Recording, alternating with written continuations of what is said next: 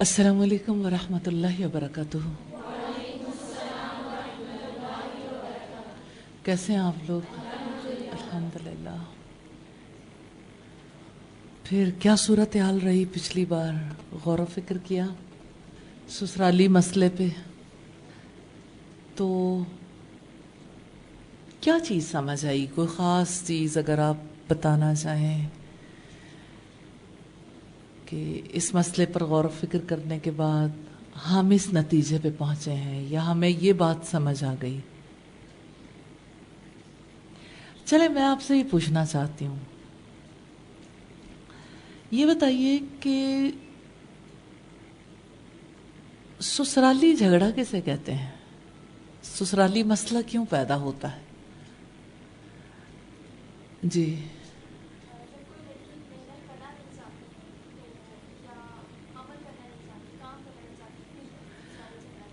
آپ کہتے ہیں کہ جب کوئی لڑکی محنت کرنا نہیں چاہتی، عمل کرنا نہیں چاہتی تو سسرالی جھگڑا پیدا ہوتا ہے. اچھا جی، ڈفرینس آف انوائرمنٹ. جی کوئی اور؟ جی اچھا، ایکسپیکٹیشنز. جی ٹھیک ہے، اس کا ڈفرینس ہے. جی جب اپنی مرضی کو دوسروں کی مرضی پر پریفرنس دیتے ہیں. ٹھیک ہے، اور کوئی؟ یعنی آپ نے ان چیزوں پہ غور کیا ہے. الحمدللہ. اور کوئی بات جو آپ کے ذہن میں آتی ہو؟ جی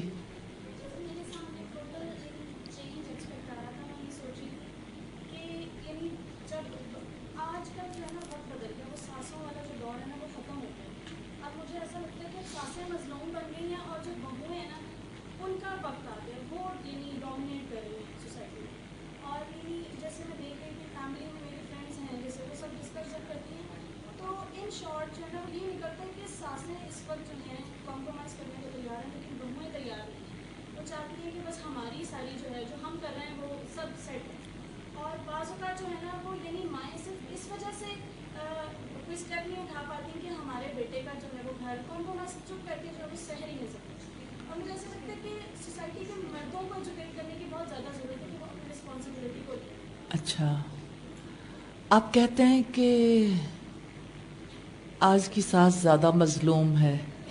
ہم نے ظالم اور مظلوم کی بات نہیں کی، ہم نے سسرال کے مسئلے کی بات کی ہے. مسئلہ اسی طرح سے اپنی جگہ ایگزسٹ کرتا ہے، آپ ادھر سے لے لیں یا ادھر سے لے لیں، مسئلہ تو ایگزسٹ کرتا ہے. دیکھیے ایک فیملی ہے جہاں پر آلریڈی کچھ لوگ رہتے ہیں اور ایک فرد نیا آیا ہے.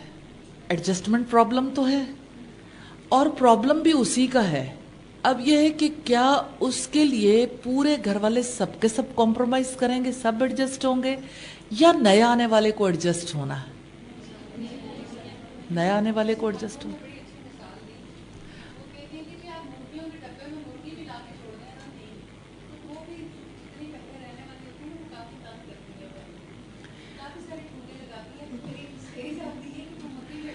جب کبھی آپ دیکھیں کہ آپ جانوروں کو بھی دیکھتے ہیں نا کہ پہلے جانوروں میں ایک نیا جانور چھوڑ دیں تو جانور بھی اسے قبول نہیں کرتے، وہ ادھر ادھر سے یعنی اسے تکلیف پہنچانے کی کوشش کرتے ہیں. کچھ عرصہ لگتا ہے، پھر اس کے بعد ایڈجسٹ ہو جاتے ہیں. ٹھیک ہے جی، تو ایڈجسٹ ہونا جو ہے وہ کس کا مسئلہ ہے؟ لڑکی کا مسئلہ. اس لیے ہم پہلے لڑکی کے رول پہ بات کر رہے ہیں نا، بہو کے یا بھابھی کے یا جو بھی کسی کی پوزیشن ہو اس وقت. جی اچھا، جب لڑکی اپنی ذمہ داریوں کو نہیں سمجھتی. اچھا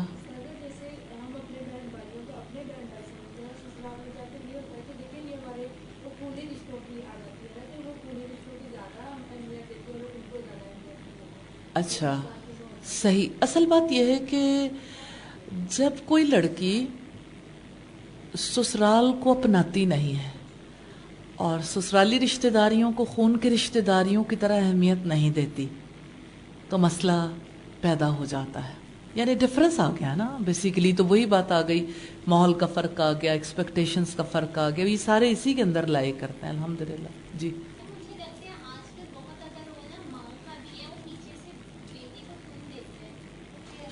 کیا دیتی رہتی ہیں؟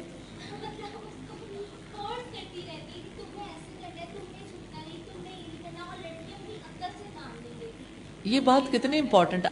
یہ بات تو اپنی جگہ پر ہے کہ یعنی آپ جسے ظلم کہہ رہے ہیں میں اسے میل ایڈجسٹمنٹ کہوں گی. مائیں ایڈجسٹ نہیں کر سکیں تو بیٹیوں کو بھی ایڈجسٹ نہیں ہونے دیتی. ابھی میری پرسوں ایک خاتون سے ملاقات ہوئی, بہت پیاری خاتون. انہوں نے کہا جی 2 دن ایسے ہیں جن دنوں میں کسی سے ملاقات کرنا پسند نہیں کرتی. ایک فرائیڈے اور ایک سنڈے. کہ سنڈے پہ میرے ہسبینڈ گھر میں ہوتے ہیں اور فرائیڈے ہمارے بچوں کا دن ہے. بچے شادی شدہ ہیں اور سب الگ الگ رہتے ہیں. تو اس طرح سے یہ ہے کہ یہ 2 دن ہیں جن میں ہم باقی لوگوں کو پھر توجہ نہیں دے پاتے. تو اگر کوئی فنکشن آج ہم نے اناؤنس کر رکھا ہے فیملی میں, فرائیڈے اور سنڈے پہ فنکشن ہوگا, اٹینڈ نہیں کریں گے. پرائرٹیز ہے نا زندگی کی.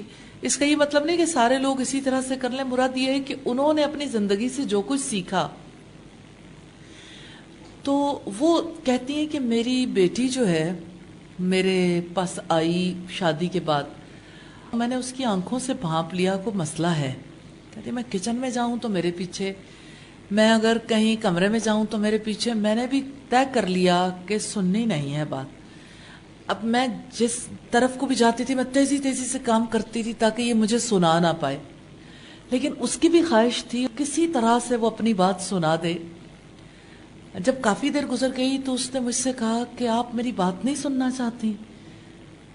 تو ماں نے کہا کہ مجھے سب پتا چل رہا ہے کہ تم مجھ سے کچھ کہنا چاہتی ہو, لیکن آج میں تیری بات سن لوں گی نا میرے دل میں تو زہر بھر جائے گا. پھر جب آپ اپنے معاملات کو سلجھا لو گی آپ کا دل صاف ہو جائے گا, میرا دل کبھی صاف نہیں ہو سکے گا.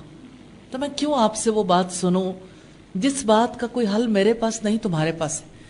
جب حل تم نے کرنا ہے, جب فیس تم نے کرنا ہے, تو پھر اس کو کسی اور کو مت سناؤ, ایسے کو مت سناؤ جو اس بارے میں حل نہیں دے سکتا. تو ہم نے بھی بات یہی کی تھی کہ میکے اور سسرال میں فرق تو ہے, کیونکہ میکے میں پیدائش کی وجہ سے لڑکی فطری محبت کی وجہ سے مقام پا لیتی. ماں باپ محبت کرتے ہیں اس لیے لڑکی کو مقام مل جاتا ہے. جبکہ سسرال وہ مقام ہے جہاں لڑکی کو اپنے عمل سے جگہ بنانی پڑتی ہے. یہ ڈفرنس ہے بیسیکلی. جہاں آپ کو خود کچھ کرنا ہے اور وہاں پہ آپ کچھ کر نہیں پاتے ہو تو آپ کو بھی وہ مقام مل نہیں پاتا. پھر آپ دیکھیں کہ میکے اور سسرال میں ایک بہت بڑا ڈفرنس یہ بھی ہے کہ میکے کے جو رشتے ہوتے ہیں یعنی بہن بھائی, ماں باپ کا رشتہ ہے, دادا دادی ہیں, یا اسی طرح سے کچھ اور لوگ جو مل کے آپس میں رہتے ہیں, کزنز وغیرہ یا باقی لوگ. تو یہ رشتہ داریاں ایسی ہیں خاص طور پر بہن بھائیوں کی, ماں باپ کی, دادا دادی کی, جہاں پر آپ کی غلطی کو لوگ اگنور کر دیتے ہیں. اور سسرال میں فرق یہ آتا ہے کہ آپ کی غلطی یاد رکھ لی جاتی ہے, وہ پکا ریکارڈ بن جاتا ہے, اس چیز سے کوئی چھٹ نہیں سکتا. پھر اس وجہ سے میکے سے جب کوئی سسرال پہنچتا ہے تو یعنی لڑکی کو یہ جان لینا چاہیے کہ یہاں پر ایک ایسا مشکل امتحان ہے کہ امتحان دینے کے بعد بھی امتحان سے نکل نہیں پائیں گے.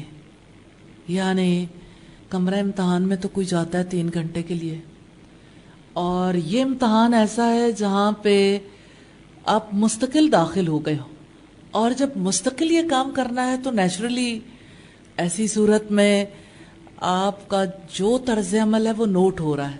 ہر چیز جب ریکارڈ ہو رہی ہے اور ہر چیز جب لوگوں کے دلوں پہ لکھی جا رہی ہے تو پھر بڑا مشکل ہے کہ اسے مٹایا جا سکے. اس لحاظ سے ہم دیکھتے ہیں کہ یعنی ایک ایک چیز یادوں میں بس رہی ہوتی ہے, اور ایک ایک چیز ایسی ہے جہاں پہ بہرحال لوگوں کے لیے مشکلات بھی پیدا ہو رہی ہوتی ہیں. آپ امیج دیکھیے, ایک ایک عمل سے کیسا امیج پورٹرے ہو رہا ہوتا ہے, اور اس کی وجہ سے کس طرح سے سب لوگ متاثر بھی ہو رہے ہوتے ہیں, اور یادوں میں بسانے کی وجہ سے اتنی جگہ تنگ ہو رہی ہوتی. آپ یوں سمجھ لیں ہر غلطی پر دلوں میں جگہ تنگ ہو جاتی ہے, ہر آنے والی غلطی کی وجہ سے دل اور زیادہ تکلیف میں مبتلا ہو جاتے ہیں. تو اس لیے لڑکی کو پھونک پھونک کے قدم رکھنا پڑتا ہے. اور اگر کوئی لڑکی یہ سمجھے کہ مجھے تو یہاں پسند کر کے لایا گیا اور میری تو یہاں پر خاص قدر و منزلت ہے اور میں کچھ نہ کروں تب بھی مجھے وہ مقام ملے گا، یہی وہ غلطیاں ہیں جہاں سے سسرالی بیماری کا آغاز ہوتا ہے. کیا میں آپ سے پوچھ سکتی ہوں سسرالی بیماری کیا ہے؟ آپ کہتے ہیں سسرالی جھگڑا، نہیں وہ تو جھگڑا ہے نا، وہ بیماری تھوڑی ہے. اور جھگڑا جو ہے وہ باہر ہوتا ہے اور بیماری انسان کے اندر ہوتی ہے. جی نفرتیں پیدا ہو جاتی ہیں، ٹھیک ہے، اس کا بھی کوئی سبب ہوتا ہے نا. اب دیکھیں نفرت تو اس کا نتیجہ ہے، کاز کیا ہے؟ جی جی کڑنا، لڑکی کا کڑنا جو ہے یہ سسرالی بیماری ہے. لڑکی کا ایک ہی کام ہے، ہر بات پہ کڑنا شروع کر دیتی ہے کہ وہ کسی بات پر لاجیکلی غور کرنے کے لیے تیار نہیں ہوتی. کڑنے کی وجہ سے اپنی صحت بھی برباد، یعنی جسمانی صحت بھی خراب ہو جاتی ہے اور ظاہر ہے کہ روحانی صحت بھی متاثر ہوتی ہے، عقل اور فکر بھی متاثر ہو جاتی ہے. تو اس لحاظ سے ہم دیکھتے ہیں کہ یعنی سسرال پہنچتے ہی اگر کسی پر اس بیماری کا حملہ ہو جائے بس پھر وہ لڑکی بس نہیں پاتی. اور میں نہیں سمجھتی کہ ایسے میں اگر وہ ماں باپ کے گھر چلی جائے تب بھی اسے بیماری میں کوئی کمی محسوس ہوتی ہے، بیماری بڑھتی ہی چلی جاتی. یہ بیماری ایسی ہے جس کو ہوائی ملتی ہے. اور اس وقت یہ اور زیادہ تکلیف دہ ہو جاتا ہے جب لڑکی کی والدہ یا والد سمجھدار نہ ہو، یعنی وہ معاملات کی حقیقت سمجھنے والے نہ ہوں. اور نارملی ایسا ہوتا ہے کہ اپنی زندگی کو خراب کرنے کے بعد اپنی اولاد کی زندگی کو برباد کرنے کے لیے بھی ایسے لوگ تیار رہتے ہیں. کیونکہ نارملی جب لڑکی آ کے اپنے گھر والوں کو اپنے سسرال والوں کے بارے میں شکایت کرتی ہے تو وہ تصویر کا ایک رخ دکھاتی ہے. اگر ماں باپ سمجھدار نہیں ہوتے تو وہ اسی پر بیلیو کر لیتے ہیں اور سسرال والوں کے بارے میں ایک رائے قائم کر لیتے ہیں. اس رائے کے قائم کرنے کے بعد وہ اپنی بچی کو سمجھانے کے قابل نہیں رہتے اور یہاں سے مستقل طور پر دراڑ بڑھتی چلی جاتی ہے. حل اس کا ایک ہی ہے، سسرالی جھگڑے کا حل سسرال کی حقیقت کو سمجھنا ہے، قبول کرنا ہے اور لڑکی کا یہ تسلیم کرنا ہے کہ مجھے یہ ایڈجسٹ ہونا ہے. لڑکی یہ چاہتی ہے کہ سارے لوگ میری مرضی کے مطابق ایڈجسٹ ہو جائیں. ایسا عملی طور پر ممکن نہیں ہوتا. اس وجہ سے یہ مسئلہ بڑھتا ہی چلا جاتا ہے. تو اب دیکھیے کہ اپنی بھی زندگی برباد، اپنے گھر والوں کی زندگی بھی برباد، اور پھر آپ دیکھیے کہ کتنی صلاحیتیں ہیں جو صرف اس جھگڑے کو نپٹانے کے میں صرف ہو جاتی ہیں. اور نارملی جو ماں باپ سمجھتے نہیں ہیں وہ جھگڑا نپٹانے کی کوشش نہیں کرتے، بلکہ جب کبھی فیملی سیٹنگز ہوتی تو جھگڑا بڑھانے کی کوشش کرتے ہیں، کیونکہ اپنی بچی کے لیے وہ دفاع کرنے کے لیے جاتے ہیں اور دفاع کرتے ہوئے انہیں تصویر کا دوسرا رخ نظر نہیں آتا. وہ حقیقت کو نہیں سمجھ پاتے اور اپنی بچی کا گھر بچانے کی بجائے اس گھر کو تباہ کرنے کے قابل ہو جاتے ہیں. یوں ہنستے بستے گھرانے اجڑ جاتے ہیں. کتنی خوشیاں تھی کچھ دن پہلے جب لڑکی کو بیاہ کے لانے کی تیاریاں تھیں، دونوں خاندانوں میں خوشیاں جو ہیں وہ کتنی جلدی ماند پڑ جاتی ہیں جب لڑکی سمجھدار نہیں ہوتی یا اس کے والدین سمجھدار نہیں ہوتے. آپ یہ کہیں کہ ممکن آپ کے ذہن میں آئے کہ اس وقت ساری گیم جو ہے وہ لڑکی کے اوپر ڈال دی گئی ہے اور یہ ہے کہ شاید یعنی اس میں جو سسرالی فیملی ہے اس کا کوئی رول نہیں ہے. اس کا رول اپنی جگہ پر ہے. ابھی تو سسرالی جھگڑے کی بات ہے، جس جانب سے جھگڑا اٹھتا ہے اور جہاں سے پرابلم پیدا ہوتا ہے علاج کس کا ہوتا ہے. دیکھیے آپ کے گھر میں فرض کریں کہ آپ کی بہن کو بخار آیا ہے تو کیا سارے گھر والے دوا کھائیں گے؟ ڈاکٹر کے پاس کس کو لے کر جائیں گے؟ آپ کہیں گے کہ دیکھیں اب اگر کوئی بیمار ہے تو باقی لوگ بھی تو سفر کر رہے ہیں، باقی لوگ بھی تو پرابلم میں ہیں. وہ جو تیمارداری کر رہا ہے, وہ جو ارد گرد کے لوگ جو ہیں وہ اس کے لیے کھانا وغیرہ پریپیئر کر رہے ہیں یا اس کی دوسری ضروریات کی فکر کر رہے ہیں, تو سارے لوگوں کا ہی پرابلم ہے. تو ڈاکٹر کے پاس صرف جو ہے بیمار کو کیوں لے جایا جا رہا ہے؟ ایسا کیوں ہوتا ہے کہ بیمار ہی کو ڈاکٹر کے پاس لے جایا جاتا ہے, سارے گھر والے کیوں نہیں جاتے؟ حالانکہ مسئلہ تو سب کا ہے.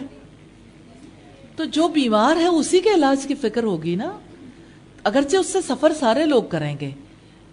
تو اس اعتبار سے اگر آپ دیکھیں تو جب سسرال میں جا کے لڑکی ایڈجسٹ نہیں ہوتی تو بیمار کون ہے؟ لڑکی. تو بات بھی لڑکی کی ہوگی. حالانکہ جب ہم انصاف سے دیکھیں گے تو ایسی بات نہیں ہے کہ باقی لوگوں کا کوئی حصہ نہیں, لیکن اس وقت اگر ہم بات کریں گے کہ باقی ساس کو ایسے کرنا چاہیے, شوہر کو ایسے کرنا چاہیے, تو لڑکی کبھی بدلنے کے لیے تیار نہیں ہوگی. پہلا معاملہ لڑکی کا ہے کہ لڑکی کو بدلنے کے لیے تیار ہو جانا چاہیے. لڑکی کو یہ جان لینا چاہیے یہ میری نئی زندگی ہے, اس کے نئے مطالبات, نئے تقاضے, ان تقاضوں کے مطابق مجھے اپنے آپ کو ڈھالنا ہے. جو لڑکی اپنے آپ کو ڈھالنے کے لیے تیار ہو جاتی ہے تو وہاں پر سسرال کا جھگڑا پیدا نہیں ہوتا, کیونکہ ہر موڑ پر وہ اپنے آپ کو ڈھال لیتی. اس کا یہ مطلب نہیں کہ ماحول اس کی پسند کا ہو جاتا ہے. ہر بار وہ اپنے ناپسندیدہ ماحول میں بھی فٹ ہونے کے لیے اپنے آپ کو تیار کر لیتی ہے. اور یاد رکھیے گا, کڑنے کے ساتھ کبھی کوئی ایڈجسٹ نہیں ہوتا. بدگمانیوں کے ساتھ, بدگمانی پہلی سٹیج ہے, کڑنا ذرا تھوڑا سا اگلی سٹیج ہے, کیونکہ بدگمانی کے بعد کڑنے کا عمل شروع ہوتا ہے نا. بدگمانی ہو جائے پھر اسے دل میں رکھا جائے. دیکھیں بدگمانی کی آگ ہر وقت بھڑکانی پڑتی ہے نا, تو کڑنے کا جو عمل ہے دراصل یہ ہر وقت کی آگ میں جلنے کا عمل ہے. لڑکی ہر وقت جلتی ہے اور وہ چاہتی ہے کہ دوسرے لوگ بھی اس آگ کو محسوس کریں اور میرے ساتھ شیئر کریں. وہ جس کے ساتھ بھی شیئر کرتی وہیں آگ لگ جاتی ہے, اور یوں ساروں کی آگ مل کے گھر جلا دیتی ہے. گھر ٹوٹ جاتے ہیں, محبتیں رخصت ہو جاتی ہیں. اس وجہ سے یاد رکھیے گا, تبدیلی ایک ہی فرد کی چاہیے, اسی کو تبدیل ہونا ہے, اس نے ہی ایڈجسٹ ہونا ہے, اس نے ہی اپنے آپ کو ڈھالنا ہے, اس نے ہی اپنے آپ کو کنٹرول کرنا ہے. میں یہ سمجھتی ہوں کہ جو لڑکی اللہ کی خوشی میں اپنی خوشی کو شامل کر دیتی ہے اور سیکھ جاتی ہے, اس کے لیے یہ مشکلات نہیں رہ جاتی. تو اصل میں جس چیز کی ضرورت ہے وہ علم ہے, اللہ تعالیٰ کی محبت کا, اس کی معرفت کا, اللہ تعالیٰ کی خوشی میں اپنی خوشی کو شامل کرنے کا علم. اس کو سیکھے بغیر اگر جتنی جی چاہے باتیں سمجھا لیں, پریکٹیکلی کرنا ممکن نہیں ہوگا. ایک بہت پیاری سٹوری لکھی تھی آپا نیر بانو نے ایک بار, اور اس سٹوری میں یہ لکھا تھا کہ میں کسی کے گھر میں گئی اور وہاں پہ ایک بچی تھی جس نے ہوم اکنامکس کالج سے MSc کی تھی. اور وہاں پہ جب میں گئی ہوں تو کھانا بنانا تھا. جب میں نے کھانے کی طرف ہاتھ بڑھایا, پہلا ہی لقمہ لیا, تو بس میں مروت کے مارے کچھ کہہ نہیں پائی. لیکن میں نے جب پوچھا کہ کھانا آج کا کس نے بنایا, تو انہوں نے کہا کہ اس طرح ہماری بچی نے یہ ایجوکیشن حاصل کی, ہم نے اس کے لیے فلاں فلاں کام کیا, اس طرح سے اس نے پڑھا. لیکن جب ماں نے ساری باتیں کر لیں, اس نے بھی لقمہ لیا, تو اس کی کیفیت بھی میرے والی ہو گئی. پھر ہم نے بچی کو بلایا, اس سے پوچھا کہ آپ نے کھانا کیسے بنایا, تو اس نے بتایا کہ میں نے ایسے ایسے بنایا. تو اس سے پوچھا اچھا جب بنا رہی تھیں اس وقت یعنی آپ کو ریسیپی بنانی آتی تھی تو آپ کے پاس کوئی اور چیز تو نہیں تھی؟ تو اس نے کہا ہاں ریسیپی میرے پاس لکھی ہوئی تھی. لڑکی سے کہا کھانا کھاؤ. جب اس نے کھانا کھایا تو اس کو احساس ہوا کہ کچھ غلط ہو گیا. پھر اس نے بتایا کہ اصل میں میری ریسیپی کا جو پیج تھا وہ الٹ گیا. تو اس طرح سے میٹھا اور نمکین دونوں چیزیں اکٹھی ہو گئیں. اس سے آپ اندازہ کر سکتے ہیں کہ یعنی غلطیاں جو ہیں وہ کس نوعیت کی اور کس اعتبار سے ہوتی. بعض اوقات ایسا ہوتا ہے کہ انسان کو تھیوریٹیکلی اسے ساری باتیں پتہ ہوتی ہیں لیکن پریکٹیکلی اسے کرنی مشکل لگ رہی ہوتی ہیں کیونکہ اس نے صورتحال پہلے فیس نہیں کی ہوتی. جب کبھی بھی کوئی پہلی بار کرنا شروع کرے گا امتحان تو اس وقت کا ہے. اس لیے میں سمجھتی ہوں کہ پیرنٹس پر لازم ہے کہ اپنے بچوں کو اللہ تعالیٰ کے دین کا علم سکھائیں. اسلام از دا وے. یہ تو لائف سٹائل ہے نا. اس لائف سٹائل کے مطابق جینا محض لفظوں سے نہیں آتا جب تک کہ لوگ اس ماحول میں رہنا نہ سیکھیں. اور آپ دیکھیں کہ جتنی دیر تک ایک بچی اسلام کے الفاظ کو سیکھتی رہتی ہے تو اسے الفاظ تو آ جاتے ہیں, رویے پھر بھی نہیں آتے.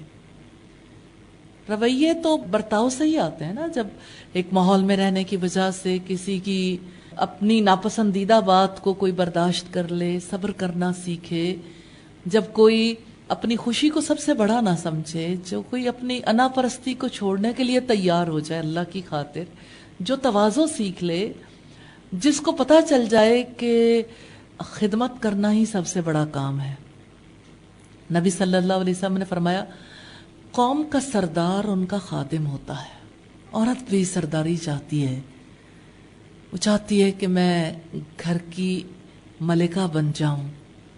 ملکہ جیسے خوبصورت ڈریس پہنتی ہے, جیولری پہنتی ہے, تیار ہو کے نظر آتی ہے, میں بھی اچھا ڈریس اپ ہو جاؤں گی, یعنی اچھے طریقے سے تیار ہو جاؤں گی تو اس طرح سے سب لوگ مجھے قبول کر لیں گے. یہ بناؤ سنگھار بھی تبھی اچھا لگتا ہے جب لڑکی کا رویہ بھی اچھا ہو, جب وہ لوگوں کے لیے خدمت گزار ہو, جب تواضع اختیار کرنے والی ہو. کیونکہ تواضع کے بغیر, انا پرستی کے ساتھ تو یہ سارے کام عملاً ممکن نہیں ہوتے, لوگ قبول نہیں کر پاتے. تو لائف سٹائل تو کوئی انا پرستی کا سکھائے اور توقع یہ رکھے کہ جب عملی زندگی کا آغاز ہوگا تو بچی تواضع اختیار کر لے گی. اس کے لیے بہت بڑا امتحان شروع ہو جاتا ہے, بہت زیادہ تکلیف دہ ہو جاتی ہے ساری صورتحال جب وہ اپنی پہلی زندگی اور دوسری زندگی کے تقابل میں پڑی رہتی ہے. دراصل ایک ماں کو اپنی بچی سسرالی کے لیے ٹرینڈ کرنی چاہیے. آج کی ماں اپنی بیٹی کو جاب کے لیے, بزنس کے لیے تو ٹرینڈ کر دیتی ہے, کمانے کے لیے ٹرینڈ کر دیتی ہے. وہ اسے اچھی بیوی, اچھی ماں, اچھی بہو بننے کے لیے کب ٹرینڈ کرتی ہے؟ تو جب ٹریننگ ہی کسی اور بنیاد پر ہے, جب مقاصد ہی بدل گئے تو ظاہر ہے کہ پھر نتائج بھی بدلیں گے. اس لیے سب کو رک کر ضرور سوچنا چاہیے. اسی حوالے سے ایک اور چیز جو میں آپ کے سامنے رکھنا چاہتی ہوں, میں شاید آپ سے پہلے بھی تذکرہ کر چکی. مانچسٹر یونیورسٹی سے ڈاکٹر جی کے ورما 98 کی بات ہے, ہماری یونیورسٹی میں آئے اور ان کے کئی ایک سیشنز تھے اسٹوڈنٹس کے ساتھ بھی اور سٹاف کے ساتھ بھی. مانچسٹر یونیورسٹی اور اسلامی یونیورسٹی کے درمیان ایسا کولیبریشن کا سلسلہ چل رہا تھا کہ وہاں کا سٹاف یہاں پہ آئے گا, یہاں کا وہاں جائے گا, کچھ وہ لوگ آ کے سکھائیں گے, کچھ یہ لوگ وہاں جا کے سیکھیں گے اور اس طرح سے بہتر طور پر کام کرنے کی پوزیشن میں آ جائیں گے. تو ایک روز ایسا ہوا, ڈاکٹر جی کے ورما نے ہمارے سے بات کرتے ہوئے ڈسکس کیا کہ ہم نے اپنی یونیورسٹی میں ویمن ایجوکیشن کا ڈپارٹمنٹ الگ بنایا اور ہم یہ چاہتے ہیں کہ اب بچیوں کے لیے, لڑکیوں کے لیے کریکلم الگ ڈیزائن کریں تاکہ وہ اپنی رسپانسبلٹیز کو سنبھالنے کے قابل ہو جائیں. تو ہم نے انہیں کہا کہ جب آپ نے ساری دنیا کو یہ راستہ دکھایا ہے جو راستہ گھر کی طرف تو نہیں جاتا, مارکیٹ کی طرف جاتا ہے, آپ نے جب لڑکے اور لڑکی کے رول کو ایک جیسا کر دیا تو اب کیوں ضرورت پیش آئی کہ ایک دفعہ پھر ان کو الگ الگ رول سکھایا جائے. تو انہوں نے کہا ہماری لڑکی ماں بننے کے لیے تیار نہیں ہے. ہماری عورت جو ہے وہ اپنی ذمہ داریوں کو پورا کرنے کے لیے تیار نہیں ہے. اس کے ذہن کے، اس کے دل کے نہا خانوں سے بھی نکل چکا کہ یہ میری رسپانسبلٹی ہے. اس لیے ہمیں ضرورت محسوس ہوتی ہے کہ اب ایسی ایجوکیشن دی جائے کہ وہ اپنی رسپانسبلٹیز نبھانے کے لیے تیار ہو جائے. میں یہ سمجھتی ہوں کہ آج ہمیں بھی اس چیز کی اتنی ہی، اس سے زیادہ بڑھ کر ضرورت ہے. کریکلم میں چینجز لانے کی ضرورت ہے. آپ اگر بالکل ابتدائی لیول سے لے کے انتہائی لیول تک دیکھ لیں، کسی جگہ پر بھی لڑکی یا لڑکے کو پریکٹیکل لائف کی رسپانسبلٹیز نبھانے کے لیے تیار کیا جاتا. اگر ہم ایک لڑکی کی بات کرتے ہیں کہ لڑکی جو ہے وہ اچھی ماں بننے کے لیے تیار نہیں کی جاتی، تو کیا کسی لڑکے کو اچھا باپ بننے کے لیے تیار کیا جاتا ہے؟ تو ایسا نہیں ہے. اگر لڑکی اچھی بیوی بننے کے لیے تیار نہیں کی جاتی تو لڑکے کو کب اچھا شوہر بننے کے لیے تیار کیا جاتا ہے؟ اگر لڑکی ایک اچھی بہو بننے کے لیے تیار نہیں کی جاتی تو لڑکے کو کب اچھا داماد بننے کے لیے تیار کیا جاتا ہے؟ اگر لڑکی کو اپنے وقت پر ایک اچھی ساس بننے کے لیے تیار نہیں کیا جاتا تو لڑکے کو کب ایک اچھا سسر بننے کے لیے تیار کیا جاتا ہے؟ پھر لائف کیا ہے؟ زندگی کیا ہے؟ اگر آپ زندگی پہ غور کریں گے تو آپ کو حیرت ہوگی. اس زندگی میں صرف کمانے کے لیے تعلیم حاصل کرنا، تعلیم دینا کتنا خطرناک طرز فکر تھا جو آج عملی طور پر سامنے آ گیا. آپ کی تعلیم کا مقصد اچھا انسان بنانا نہیں ہے. پوری ورلڈ میں دیکھ لیجئے، کہیں بھی تعلیم کا مقصد یہ رہ ہی نہیں کیا کہ اچھا انسان بننے کے لیے تیار کیا جائے. پھر انسان کا کیا درجہ ہے؟ وہ ایک اچھا سٹیزن ہو سکتا ہے اگر امریکن ایجوکیشن ہو تو. اچھا سٹیزن وہ ہے جو معاشرتی ذمہ داریوں کو سمجھتا ہو، شہری زندگی کو سمجھتا ہو اور اس کے تقاضوں کو پورا کر سکتا ہو. لیکن خاندانی زندگی کہاں گئی؟ خاندان ختم ہو گیا نا. خاندان کے لیے کسی نے کوشش ہی نہیں کی ایجوکیشن کے توسط سے. اگر آپ یہ کہتے ہیں کہ جمہوری اقدار کی پابندی کر سکتا ہو، جمہوری ویلیوز کو وہ نبھا سکتا ہو، یہ امریکن ایجوکیشن کے آبجیکٹیوز میں سے، تو آپ اگر دیکھیں تو اس کا مطلب یہ ہے کہ اس کی کوئی لائف گھر کے لیے نہیں ہے. وہ اگر اپنے پاؤں پہ کھڑا ہونے کے قابل ہو جائے، معاشی ذمہ داریوں کو نبھا سکے، تب بھی اس کا گھر کا کوئی کانسیپٹ ایسا نہیں ہے کہ گھریلو طور پر اس نے اپنی ذمہ داریوں کو کیسے پورا کرنا. تو آپ ایک انسان کی ساری حیثیتوں کو ختم کریں گے. ایک اچھی بیٹی یا بیٹا، ایک اچھی ماں یا باپ، ایک اچھی بہو یا ساس، اور اسی طرح سے دیگر جتنی بھی حیثیتیں، سب حیثیتیں ختم ہو گئی نا. اس کا مطلب یہ ہے کہ اچھا انسان بننے کی تعلیم نہیں دی جا رہی، جس کے یہ ریزلٹس آ رہے ہیں. میں نے یہ بات خصوصی طور پر یہاں پہ بیچ میں اس لیے ڈسکس کر لی ہے کہ سوسائٹی میں ساری رسپانسبلٹی اگر ہم ماں باپ کے ذمے لگا دیں تو بحیثیت مسلمان کے اگر ہم دیکھیں تو معاشرتی ذمہ داری کہاں گئی؟ جیسا کہ آپ صلی اللہ علیہ وسلم نے فرمایا کہ من رأى منکم منکرا فلیغیرہ بیدہ، جو کوئی تم میں سے برائی کو دیکھے اس کو چاہیے کہ اپنے ہاتھ سے روک دے. اگر وہ ہاتھ سے نہیں روک سکتا تو زبان سے روک دے. زبان کی بھی طاقت نہیں ہے تو دل میں برا جانے، اور یہ ایمان کا سب سے کمزور درجہ ہے. من رأى منکم منکرا، جو بھی تم میں سے برائی کو دیکھے. من، جو کوئی، اس کا مطلب یہ کہ ہر فرد رسپانسبل ہے. سوسائٹی ذمہ دار ہے، اور آپ جانتے ہیں سوسائٹی کے 4 بڑے انسٹیٹیوشنز ہیں.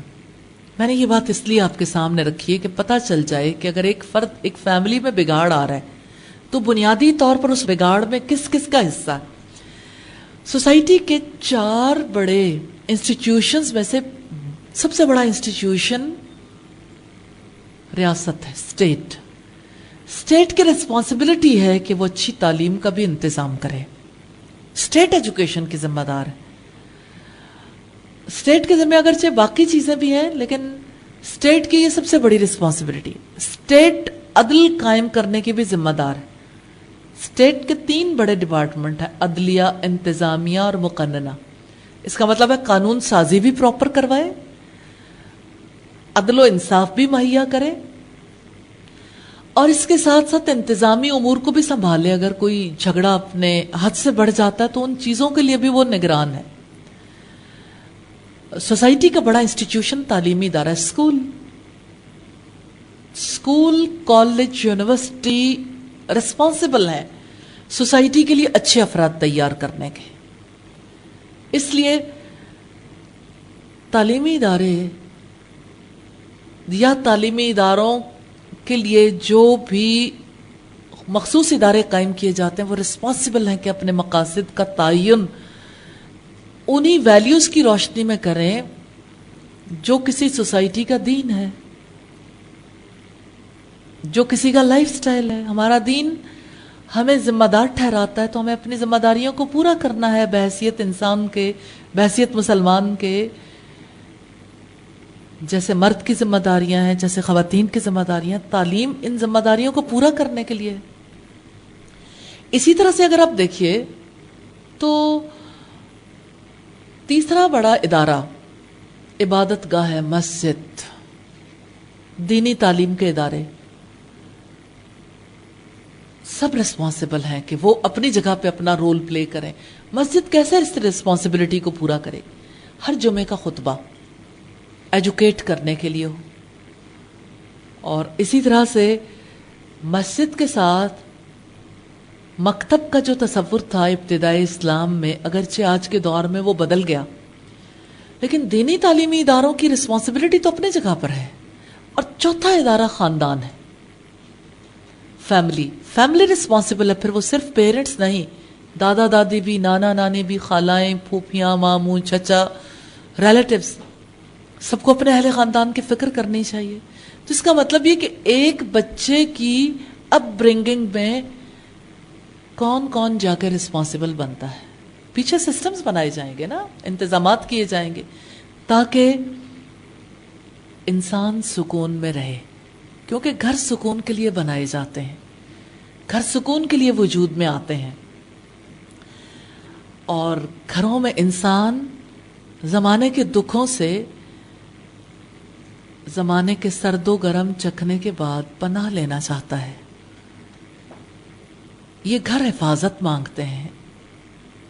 اس کی حفاظت رشتے کی حفاظت سے ہوگی. رشتوں کی حفاظت کے لیے اسٹیٹ نے بھی رسپانسبلٹی پوری کرنی ہے. رشتوں کی حفاظت کے لیے تعلیمی اداروں نے بھی اپنی ذمہ داری پوری کرنی ہے. مسجد اور مکتب دینی تعلیم کے اداروں نے بھی رسپانسبلٹی پوری کرنی ہے، اور فیملی نے بھی. اب آپ دیکھیے، اگر چاروں انسٹیٹیوشنز کے اعتبار سے دیکھیے تو چاروں کا رول ہمیں نظر نہیں آتا. اگر چاروں اپنا رول ادا نہیں کر رہے، اس کی وجہ سے میں سمجھتی ہوں کہ گھرانے تکلیف کا شکار ہیں. سکون اٹھ گیا سوسائٹی سے. اس کی وجہ سے باہمی محبتیں رخصت ہو گئیں. یہ ریزن ہے.